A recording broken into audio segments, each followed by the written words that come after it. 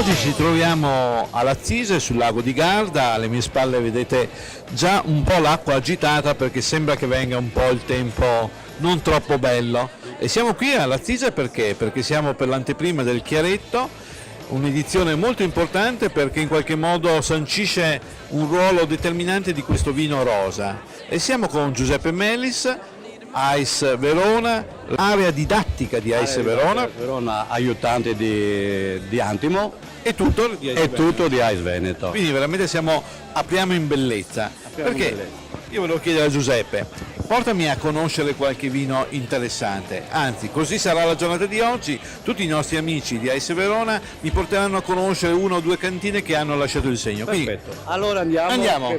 seguitevi.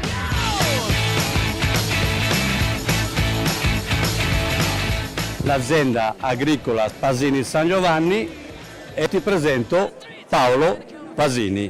Adesso Paolo Pasini. Allora, ci facciamo della contare di lui un po'. Facciamo Buongiorno intanto. Buongiorno, buonasera, io sono Paolo della Pasini San Giovanni.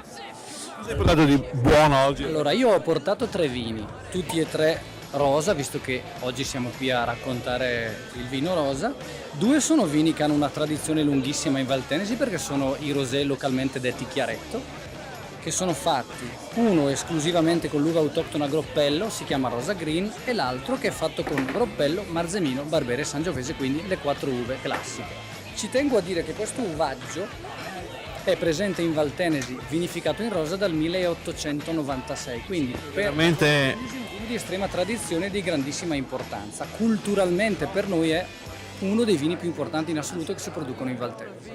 Passiamo dalla lunga tradizione dei rosé fermi, cioè il Chiaretto, in Valtenesi, ad una tradizione che comunque sul territorio c'è da anni, la vinificazione in rosa e poi la spumantizzazione. Il 326 è un metodo classico, intanto spiegami il nome. fantasia che mio zio creò molti anni fa perché selezionò diversi ceppi di lievito per la rifermentazione, li numerò e diede allo spumante questo nome fatto da numeri combinati insieme. Vendemmia 2012, quindi è un millesimato, è un vino che ha fatto una buona permanenza sui lieviti, siamo oltre i 50 mesi, e la cosa straordinaria è che nonostante non sia un vino giovanissimo, mantiene una finezza, una fragranza, una digeribilità ed una eleganza che sono quasi da riferimento in un mondo delle bollicine. Si può abbinare anche a un bel piatto di formaggi, non tanto stagionati però, e in più ha questa persistenza che io sento che nel naso di fiori, passita. Pasini San Giovanni, l'azienda è a Raffa di Puegnago, che è un piccolo paesino sulla sponda ovest del lago di Garda, poco distante da Salò, circa 4 km a sud. Facciamo riferimento a Salò.